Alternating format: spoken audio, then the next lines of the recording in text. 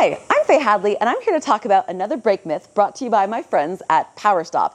And today's myth is going to cover pad slapping. We've all done it. Go ahead, raise your hands if you're guilty. I want to see all those hand-waving emojis in the comments. Confess your sins and repent, people. I mean, shoot, I certainly have been guilty of this in the past, but now that I understand why this is a bad idea, I have become a changed person, okay? And a much better technician for sure. So as you can imagine, today we're gonna deep dive why you really shouldn't pad slap your brakes by tackling this brake myth. Pad slapping is perfectly acceptable. Hey, not everyone can afford a full brake job, right? All right, first, let's back up. What is pad slapping, Faye?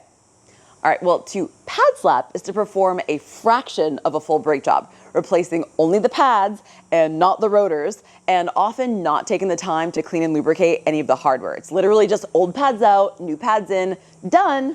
Now, hold up, Faye.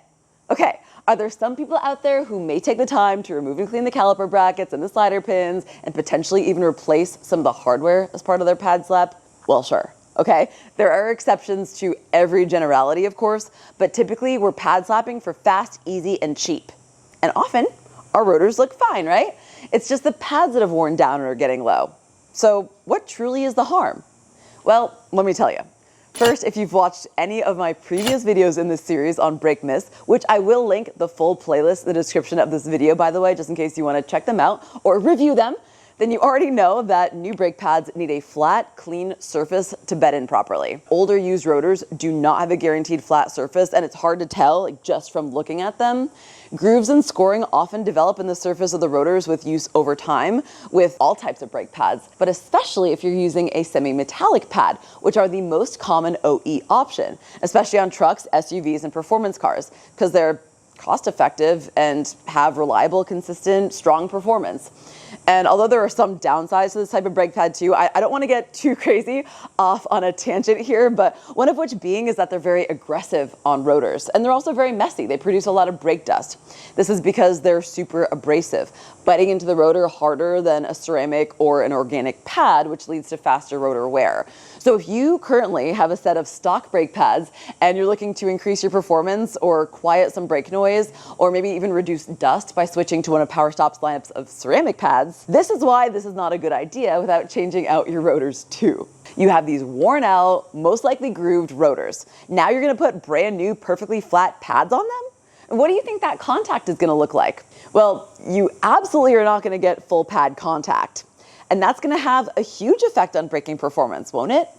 I mean, hey, even if 90% of the pad is touching the rotor, why would you want any decrease in usable pad size? That certainly is not gonna result in better braking. Furthermore, this uneven contact will also cause faster wear on the pads, targeting and overheating those contact spots first, potentially adding more hot spots and glazing to the rotor, which is definitely going to lead to less effective braking. And then you truly aren't getting the full lifespan out of your new brake pads by throwing them into this abusive environment, are you? Well, no, they're going to wear unevenly, faster, and will not have full contact with the rotor. So are you truly saving any time and money here? Now, on the topic of hot spots and glazing on the rotor, this is another reason why pad slapping is a bad idea. Heat glazed or hardened rotors have reduced friction properties. Well, shoot! That's literally the opposite of what we want in our brakes. We rely heavily on friction to stop, don't we? But did you know that there's actually two different types of friction that work in synergy to bring your vehicle to a stop? I touched on this briefly when I covered the myth associated with brake bedding. One of the reasons why proper bedding is so important is because of adherent friction. One of the two main forces in braking, where a thin, consistent layer of pad material called the transfer layer sticks to the rotor surface. This transfer layer is deposited onto the rotor during brake bedding and is actually what the pad rides against during braking, not directly against the bare metal of the rotor. Isn't that wild?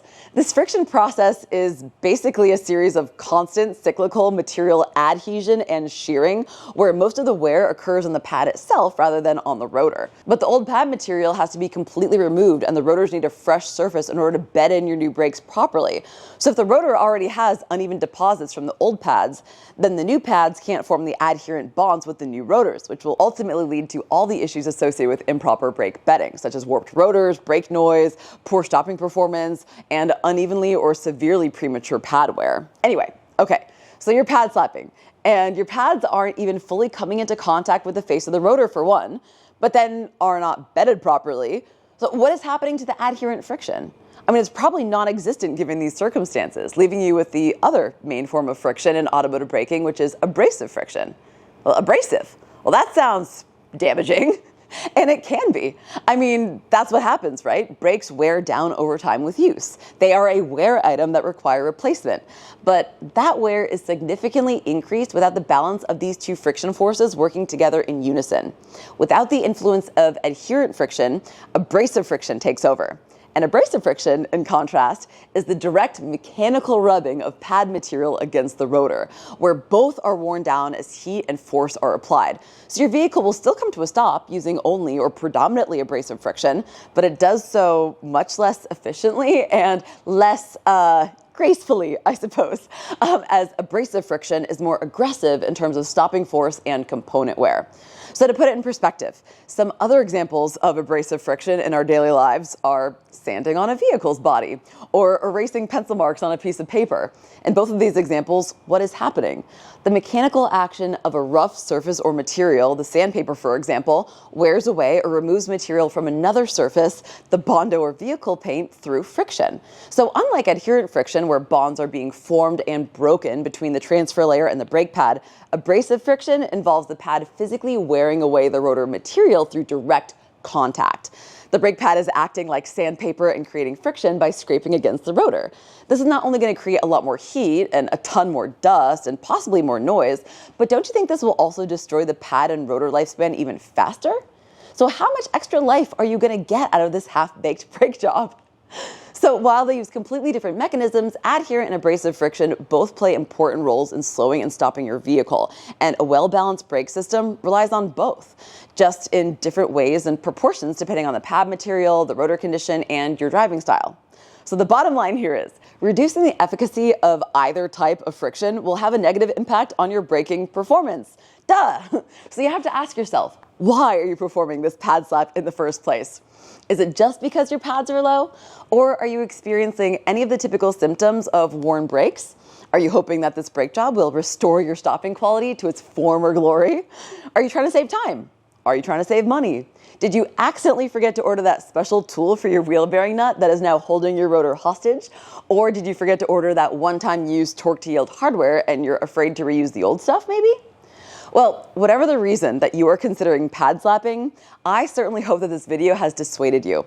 It is absolutely the best practice to replace or resurface your rotors at the same time that you're replacing your brake pads, along with a full cleaning, servicing, and replacement of all the brake hardware. Which, speaking of, all the PowerStop kits come with all new hardware, so you have everything that you need to get the job done right. It is recommended that you replace the hardware with every brake job. Those little metal clips and shims can actually loosen up over time, which could allow the pads to rattle, vibrate, or even become misaligned, which could also lead to uneven brake pad wear. Also, if you're only replacing the pads today and not performing a full in-depth brake job, then you could be missing out on catching the true cause of your reduced braking performance or your noisy brakes. You could have sticking caliper slider pins. You could have hidden brake rotor issues, such as glazing or hot spots, or your brake fluid could just be in need of a good flush. In any of these cases, pad slapping is not going to help you out and will inevitably lead to you having to spend more time and more money in the future when you have to do this job again, probably a lot sooner than you hoped for. All right, thank you so much for watching this month's installment of Brake Myths, brought to you by my friends at PowerStop. And y'all, how cool is it that PowerStop requested that I make this series to help y'all get the most out of your next brake job? I just love that because I'm so passionate about educating the customer, the technician, and the at-home DIYer here on YouTube for free. I also have PowerStop brakes on literally all of my cars, my 4Runner, my Supra, Brandon's Tacoma, and now most recently Brandon's Supra. And I always give my option to upgrade to PowerStop to my customers as well. So I truly am a fan of the product, which is another reason why I'm just so gassed on this series. So if you're looking for your next brake upgrade, definitely check them out at powerstop.com, where they also have a ton of technical information and DIY tutorials as well. So once again, this topic was based on one of your recommendations in the comments of my last video. So shout out to Class 5 Body Works for the super thoughtful question, which was the inspiration for this one. And be sure to let me know what you'd be interested in hearing about next. So thank you so much for watching this installment of Brake Myths, and I will see you next time.